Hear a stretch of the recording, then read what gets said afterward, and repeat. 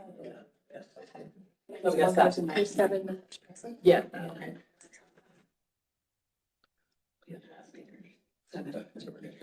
Yeah, we're good. All right, afternoon, everyone. Welcome to the 2025 second quarter meeting of the Georgia Opioid Settlement Advisory Commission. Thanks you all for being here this afternoon. Before calling the meeting to order, I'll ask Evan to do roll call. Mayor Reynolds. Here. Clay Davis. Here. David Kidd. Here. Cassandra Price. Here. Mayor Kaysen. Here. Dr. Rustin. Here. Sheriff Sisk. Here. And Grant Thomas. All right. With that, call this June 27th meeting to order. First order of business on the agenda is to approve the meeting minutes from our March 24th meeting. I think we'll have a copy of the minutes in your materials. Is there any discussion on the approval of the minutes? Second. All in favor, say aye. Aye. All opposed? Motion carries, and the minutes from our March 24th meeting are approved.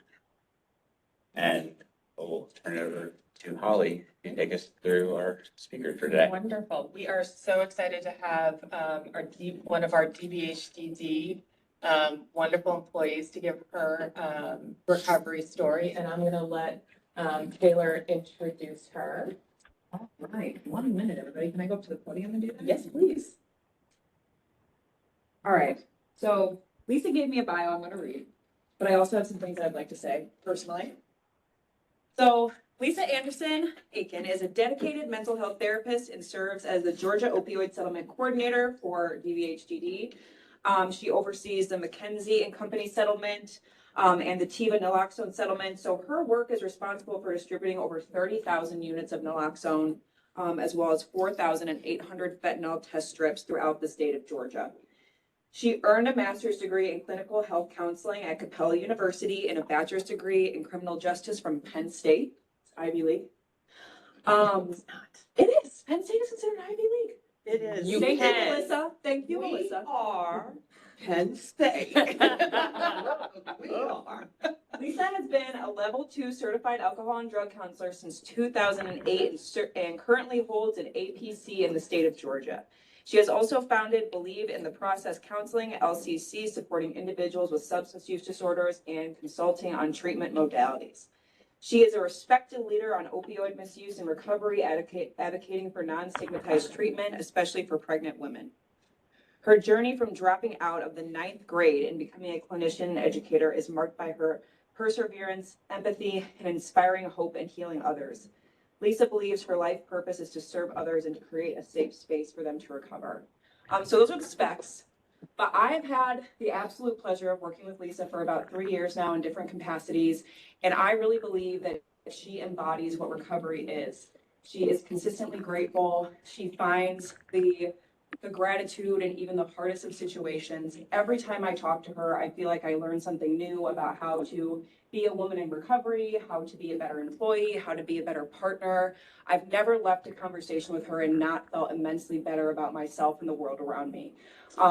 She is just a bright light of joy at all times, and I am really, really honored to know her and to get to work alongside of her. She recently just kind of had the courage to be a little bit more open about her recovery, and I'm just really privileged to be part of that process and to see her grow in that way. So I'm super, super honored that she's here. She agreed to do this and be vulnerable with us. So with that, I'm going to introduce Lisa Anderson. Where do you want me to go? Oh, my goodness. Hi, everybody. My name is Lisa, and I always honor my predecessors. And I love to say, I am a person in long-term recovery. My anniversary date is October the 13th, 1991. So do the math. I really don't even acknowledge it anymore because this is really just a way of life to get up every day and not stick a needle in my arm or put a pipe in my mouth to smoke crack. I'm so grateful for the journey that's been awarded to me and where I stand today. But just a little bit about my story. I grew up in a very abusive home. My mom was an alcoholic. I was given up for adoption. And somewhere in me, I just believe there's something that causes a person to use drugs. Whatever that reason is, it's their reason. And no matter how we try to stop them, until they resolve that internal reason, nothing can get them to change. For me, it was given up for adoption at birth. I was born in '67.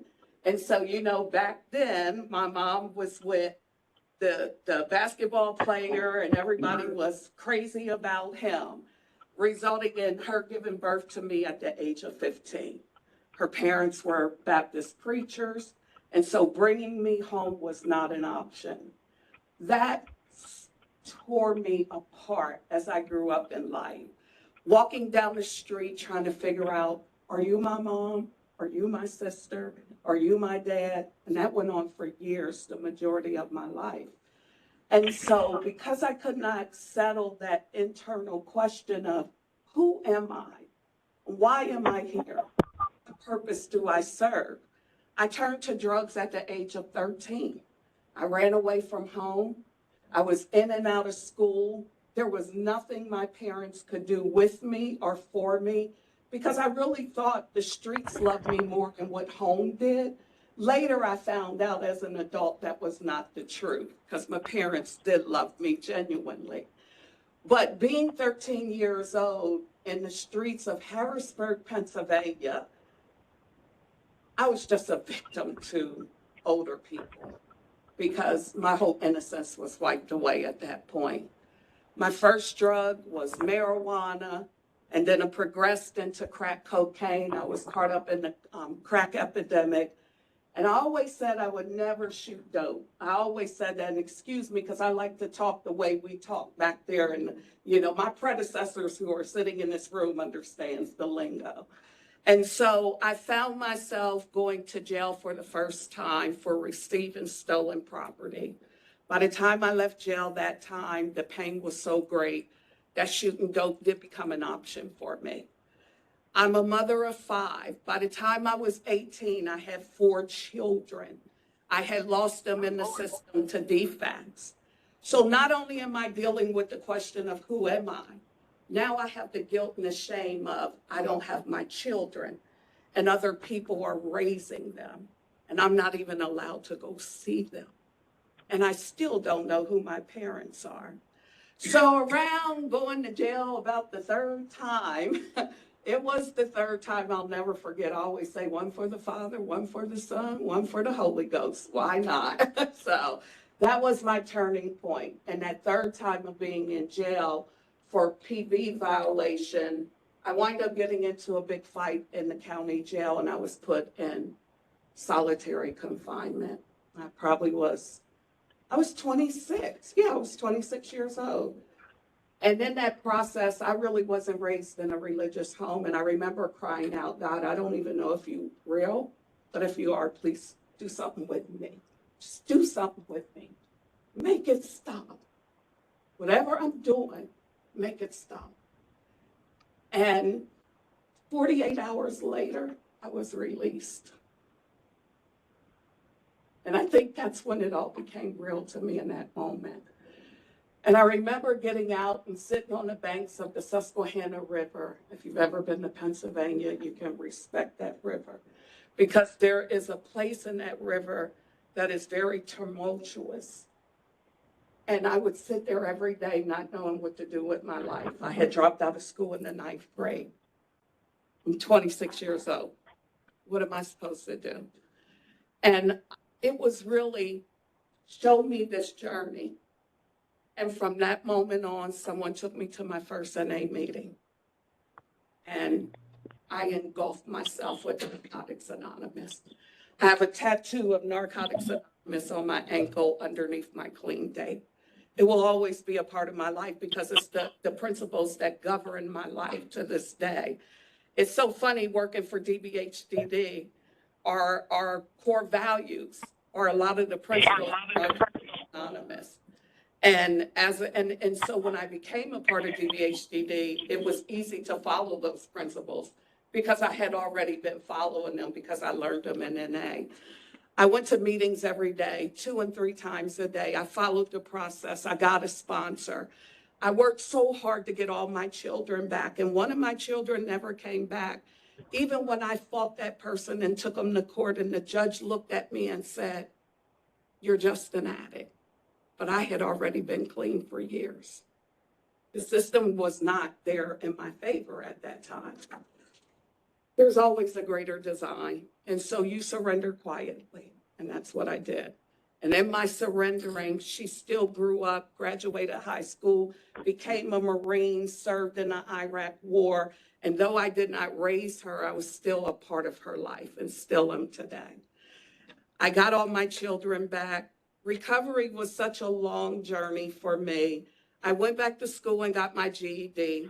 Soon as I completed, my GED teacher said, "Lisa, you're smart." And I'm like, "No, I just need a GED so I can get a job." And then she helped me apply for Penn State University. And I went into the criminal justice system because I didn't want other women to go what I went through from losing my child because I had a drug problem. And so I graduated Penn State University. I also went to Oral Roberts University because we moved to Oklahoma. Then we came back to Pennsylvania, and then I wound up leaving and going to Georgia. In my recovery journey, my first husband, we used to use together. He was a veteran, and I would go to the VA to see him. I would have needle marks all up and down my arm. Just unbelievable who that person used to be. And the VA would say to him, "You cannot be with her." But he was the person that took me to my first NA meeting, and we recovered together. He died with 14 years clean. He had a brain aneurysm. Everybody in recovery is always faced with, what is that one thing that will cause me to relapse? I always start losing him would be that for me. Because he was the father of my children, and we met when I was 18 years old. I was 30-something when he died. My whole life was centered around him. We served in church. He was a pastor as a first lady. We did everything together. He was my world. And to lose him, I had to finally stand alone. And so that day I committed to myself, regardless what happens in my life, I will never use drugs again. I cannot use drugs. One, because I have too many children that's dependent on me, and they were teenagers when he died. And so I went back to school, got this thing called a master's degree, and I'm licensed as a clinician. I'm certified as addiction counselor. Throughout my life, I have lived my 8th and 9th step. The reason I do what I do is because I am making an amends to the society that I took from. I continue to carry the message of recovery. I may not go to meetings. I may not sponsor anymore because my career just doesn't give me the grace or the space to do that. But I carry the message through the opportunities that DBHDD gives me. Naloxone distribution, helping reverse overdose, and people dying on our streets. I lived this life, and this morning I woke up at 2 o'clock and I was sharing with Courtney. I've been laying there crying from 2 to 5, and she said, "Why?" And I said, "Because I haven't visited that Lisa in a really long time because I've been so consumed with this Lisa. But I think it's good to look back and reflect on where you come from." I'm so grateful. I live by this philosophy. I live in a perpetual state of gratitude. Even when life is not in my favor, even when things are coming against me, even when I'm facing challenges, I am so grateful because there are graveyards full of people who are dead as a result of the same thing that I used to do. And to have an opportunity to live and to share this message of hope to people who continue to suffer, but yet people just like you. Take this story, share it with others. because I really, really believe everything in my heart when I say the only way that some of us live is because others have to die. But the ones who do live like me, I have a responsibility to keep sharing what I've been through. I'm grateful. I'm so grateful. And I love you so much, girl. You can't even imagine. Your words were so kind. I remember a time in my life where people couldn't say stuff like that about me. It was completely opposite. So to hear those words, it's just so touching to, not to my heart, but to my soul. Even when you asked me to do my bio, I said to Courtney, wow, look at what you've become. Look at who you are today. How do you go from selling your body, sticking a needle in your arm, losing all your children, in and out of jail, no education, no money, just depending on people to live, to survive, to have a place to sleep at, stealing clothes off of the laundry. Remember when we used to hang our clothes outside with the clothespins? How do you go from here to this place I'm at?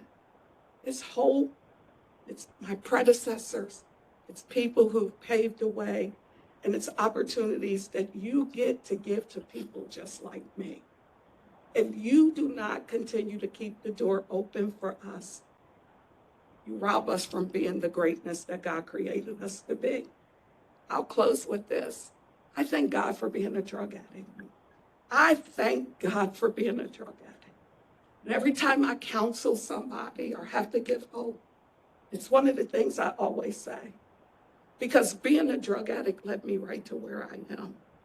And because of that, I am grateful. I will say, as we would say back in the old days, because I honor my predecessors, I honor the path of recovery. My name is Lisa, and I am a grateful recovering addict.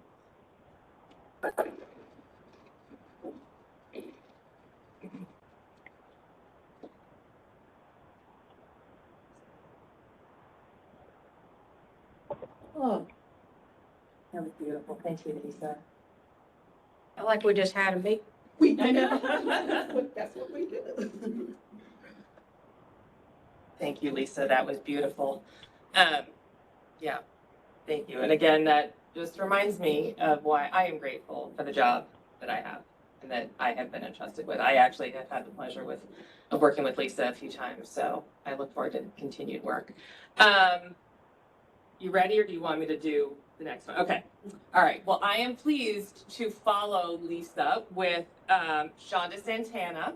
She is the founder of Divas Who Win Freedom Center, which is a peer-led recovery community organization based in Athens. Shonda's organization was awarded an inaugural opioid abatement trust grant of $339,525 in the recovery category. Divas Who Win serves women impacted by substance use disorder, sex trafficking, and systemic exploitation. Since 2018, they have provided trauma-informed recovery, harm reduction, and leadership pathways grounded in lived experiences. The services the Divas Who Win provides include over 15,000 peer recovery mentorship check-ins annually, more than 5,000 peer-led group support engagements, a transportation warm handoff initiative for women with opioid use disorder, employment development and soft skills training, free clothing and hygiene to women in crisis, a nationally recognized anti-trafficking immersion for systems professionals, and a personalized and leadership program for girls aged 11 to 17. So please join me in welcoming Shonda to talk about their grant project.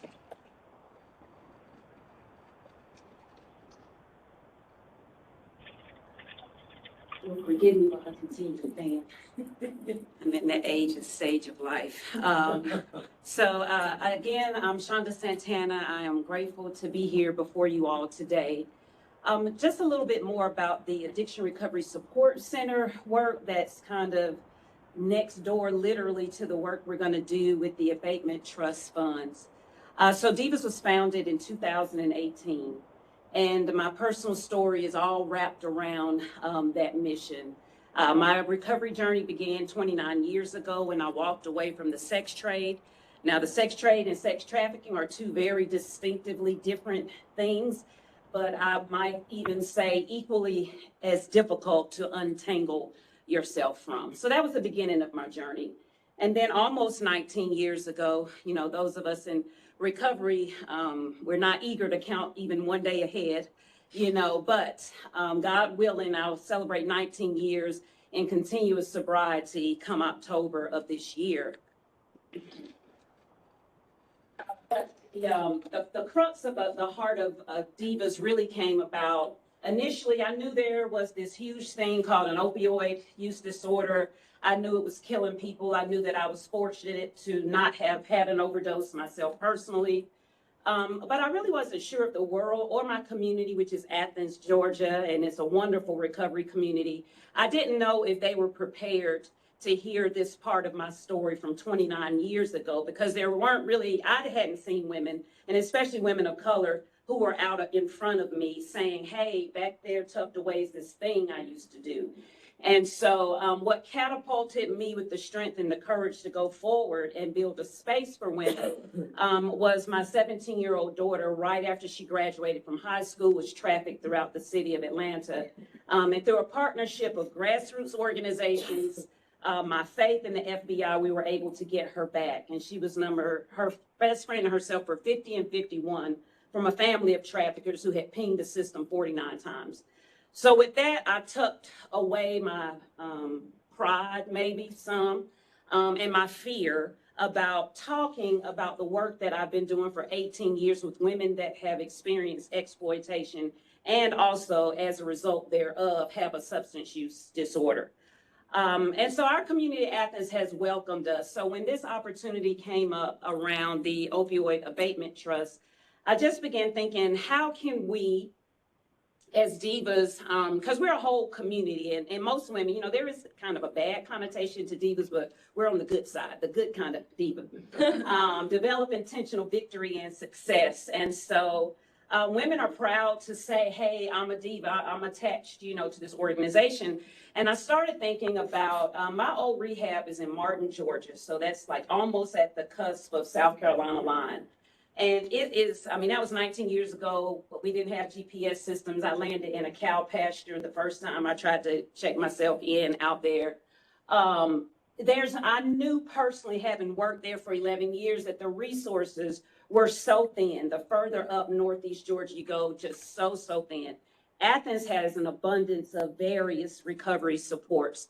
So I thought, you know, one thing I know about women that have been exploited and women with an opioid use disorder is that our bodies are breaking down, you know, on us. We've not gone and taken care of our vision, our dental, our gynecology appointments, you know, just so much abuse and trauma to the body. So I just started thinking about what are some small nuggets that may prompt a little bit of inspiration in a woman. So we do uniquely serve women and those identifying as women only at Divas, and then we partner with agencies like People Living in Recovery to warm hand off the men, you know, in our community. So I started thinking about what are some of the gaps? What did I learn in my 11 years at my rehab in Martin, Georgia? And I learned that we were so thankful to get a ride to MedLink because the cost was $35. And some of us hadn't seen about ourselves. You know, it'd be some women that I transport there. It's been 20 years since she's gone and seen a doctor. And I watched year after year as women would come back just on top of the world, maybe 21 days sober, but on top of the world, that a doctor that had no intention to exploit them told them, hey, you have this going on and this going on, and your rehab's going to pay for this that you need and that you need. And so our program, I brought some notes for this part, because I could talk about the movement and about the mission and the women all day long, you know, without the notes, but I want to stay within my window of time. So some of our goal is to have referral pathways and warm handoffs, and to do that very much peer-centric. So you got another woman who may have worked a certain corner, did a certain drug in that opioid space, And here she is now employed at Divas Who Win, or she's now an employee of, we have 2 peer navigators for this program, and we are hiring our program director tomorrow. So we're going to be able to absorb some of the small costs attached to a woman getting into treatment. She may not be able to pay for that panel that she needs to get into a retreatment facility. So it's really devastating to me that $65 could be the closed door when it opens. Because see, recovery doors don't part like the Red Sea in most of our situations. It's a itty bitty crack, and we almost have to limbo through it before our brain starts talking to us according to the patterns that have been engraved, due to the substances. So this trust fund will allow us to support nearly 200 women over the course of 2 years. We will be able to, we have a partnership with MedLink there in Northeast Georgia in 3 different cities. And we will be able to, when those women are seeking recovery, because we've now done virtual check-ins with them through this particular grant, we now have a bridge where they can go next door and get even other services, from the RCO itself. But let's say a woman's not ready for that larger community. She just really is tunnel vision on, I need treatment, I need it today. I don't even have the $200 amount to hold my bed while I try to get a job. And so that's where these funds come in. We'll be able to support 180 women through some of those categories in terms of medical care, panels and testing needed to enter treatment, and then some of their entry fee as they get into treatment. And the beautiful thing is, because we are an existing RCO, we've really been diligent about building relationships in the community. So there's about 7 women-only recovery residences in Athens. So we built these partnerships where if we say, hey, we have $250 for Jane Doe's entry, part of her entry fee, because it costs much more than that. And we also have a vehicle where we can help her with her job search. We can help her through resume building and job searching here online. And they know that when you come to the RCO, there's work to do. So that trust bridge has been built. So I think we have a step ahead. We're not brand new. Now in the rural counties, that's where, to me, where the fun happens. We've not reached really far beyond Madison County so far. So we are looking forward to reaching into Oglethorpe County, Banks, Madison, even a little part of Oconee. We included them in our sphere because most of our women, their only relationship to recovery in Oconee County is the judicial system. So we want to show them that there's some hope in other ways. So that is how our funds will be spent, will be transportation, having 2 dedicated peer navigators that are solely for this program, having our program director, and then pretty much half of the fees are supporting fees for the various things that women specifically need to get our hope level up just a little bit further than how things feel when we come into this work. So I'm so thankful. I don't know if there are any questions or any added details. We are turning in that quarterly report here very soon, a matter of days. So we are almost at implementation at this point, making that hire tomorrow at 10 a.m. It'll be her 3rd interview, and we're sold on the work she's done as an ally in the Athens area. But we're ready to softly roll out. We purchased our vehicle, hopefully just waiting to get the call back the end of next week. And we will just softly begin rolling out these services. And with the thought that I have in my mind is to go narrow and deep. And by that, I don't mean not touching the 5 counties, but I do recognize the capacity of 2 peer navigators and a program director. We can't hit 10, but man, I think we can do some amazing work with 2 or 3 county partners this first 2 years and see where things grow from there.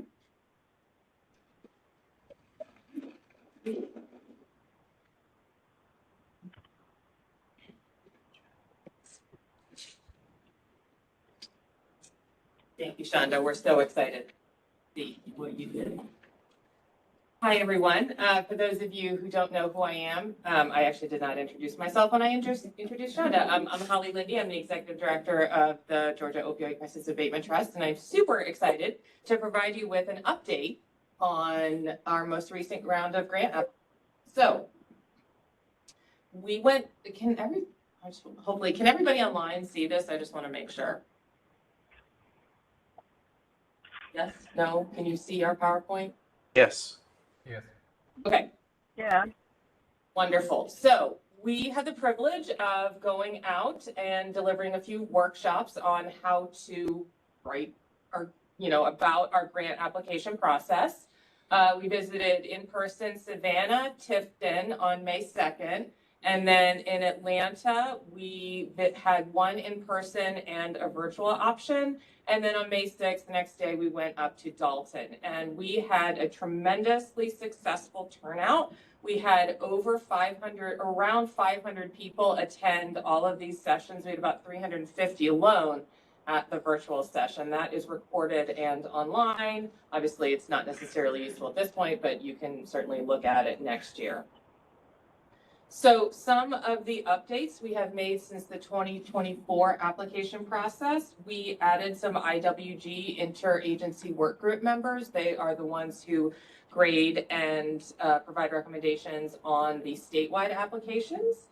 We have moved the entire process, including the grading, into our grant management system or GMS portal. Last year, all that process was handled somewhat in the GMS and then offline, and it was a messy, it got done, but it was a messy process. So everything will be much simpler now.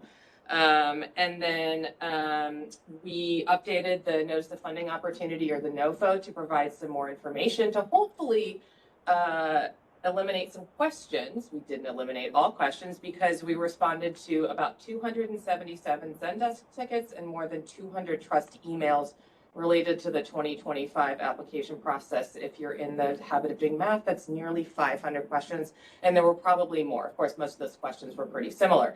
Zendesk is the customer service portal that we use if you hit contact us on the website, it goes into Zendesk, but Taylor and I respond to all those questions. We're really Taylor does. I should give credit where credit is due.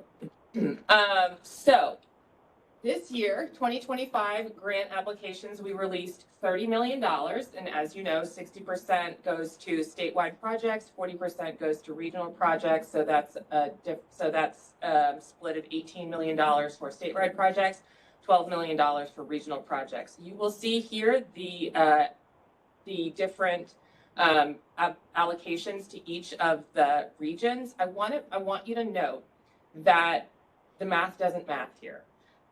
Regions 1 through 6. So the regions 7 through 11, which are the QBGs, those are their allocations based on that $12 million that was allocated. The regions 1 through 6, which of course they apply through us, that is both their allocation from the $12 million as well as some funds that were rolled over from 2024. So that adds up, that total of 1 through 6.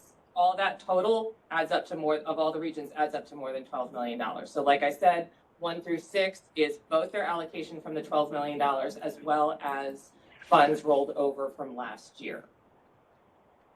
So this is what we received. We received 460 applications in total last year. We received a little over 300 million. And I want to caveat this before I start talking about them. These are the raw numbers. We have not completed our completeness checks. So these numbers will go down. The other issue too is that there are some applications that apply to statewide funds that really are only regional funds and vice versa. So the number of regional applications and state applications could shift a little bit.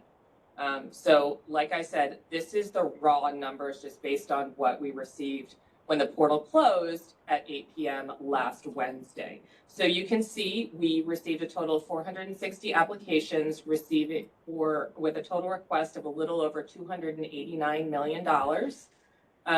Of that, 245 of the applications were statewide applications requesting a little over $208 million. and 215 of the applications were regional applications, requesting a little over $81 million.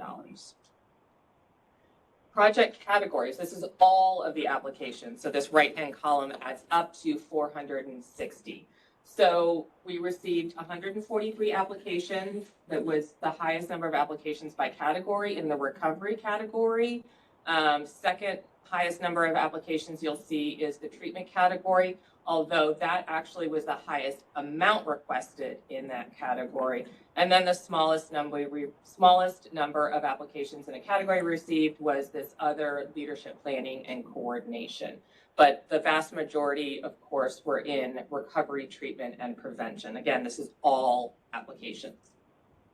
As for the state applications, which is the 245, similar to all applications, recovery was the highest number of applications, followed by treatment and prevention. And again, similar to all applications, the treatment category received the highest amount of requested funding.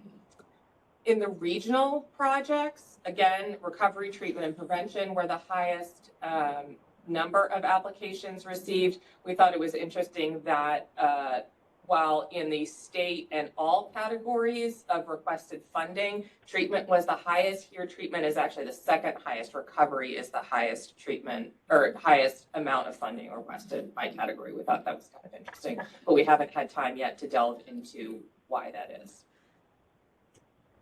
So what are the next steps? So you as GOSAC members will get access to the grant management system. So again, last year, most of your reviews were handled offline in a SharePoint site. You will now have full access to the grant management system to see everything, the grades and the applications once they have been deemed complete. Taylor will reach out to you by July 15th with your password. By mid-August, the IWG and RACs will have finished their grading and recommendations. And then at that point, you can review their recommendations and grades. October, we are scheduled to have a vote by you on those recommendations. And then in November, the trustee will announce his grant awards. That is it. Do I have any questions?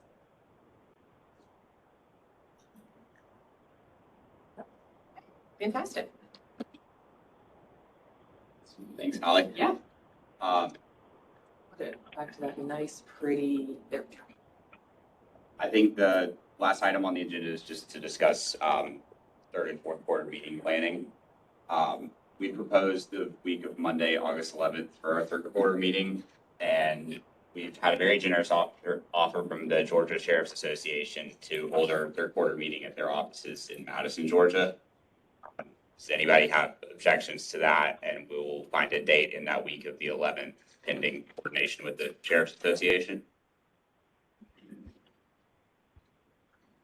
Say again the date, I'm sorry.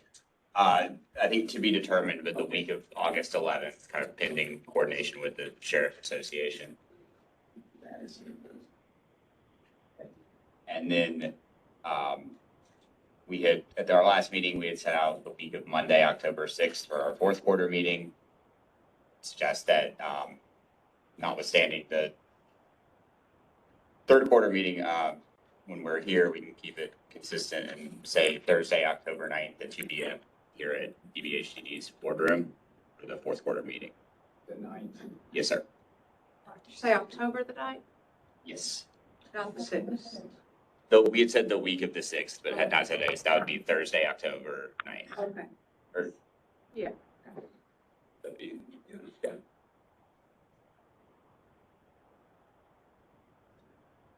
Does that sound good to everyone? Just for me, got a lot of work ahead of us. Works for me.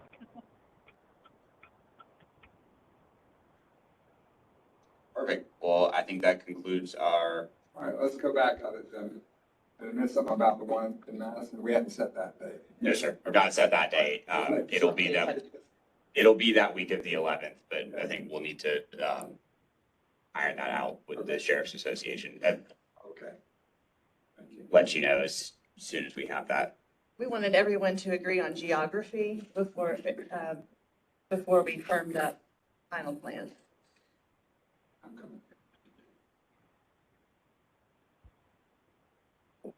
Hearing no further discussion, I think that concludes the action items and now enter the public comment portion of our meeting. Is there anybody signed up to speak? Mr. Clark, did you want to give open comment? Hey folks, can you hear me? Yeah. Lisa, thank you so much, Lisa, for what you said. It was refreshing and absolutely amazing that you stood up and shared with the group. For those of you who don't know me, I've had the pleasure of working in Georgia for over 4 years now. And we've had the opportunity to talk about recovery services. There are lots of recovery services in Georgia doing a fantastic job. However, there's a lot of people who are not ready for recovery yet, whatever that recovery may look like. Just to focus our attention on some of the bids for the harm reduction, because keeping people alive and keeping people safe until they're in that position to make that choice of recovery, whatever recovery looks like for them, is so important. And I can't emphasize that's too much.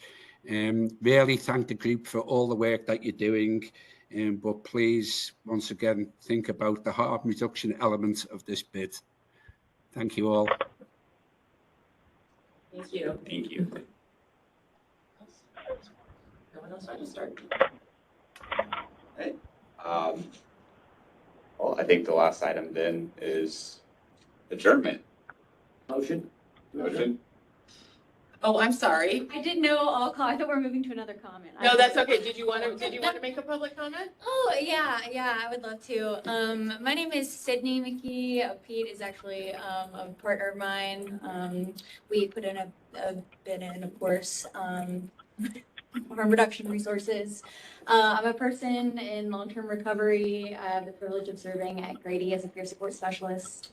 And I also just wanted to express my utmost gratitude to all of you for supporting all of these measures, because all of them are so important in keeping our communities and our family members and CIS people in recovery alive. And again, I just wanted to make sure you knew who I am, and I know who you all are. And thank you. Thank you very much. Anybody else? Not a second yet on the adjournment. Oh, why don't we just start over? Point of order. We have a motion to adjourn. So moved. Second. Second. All in favor? Aye. All opposed? Thank you all. We're adjourned. Thank you. Thank you. I'm here. Good to see you too. Hey, it's so nice to meet you as well. We are, and I It's not here. Nowhere's close to you. When are we gonna meet down there? That's what I was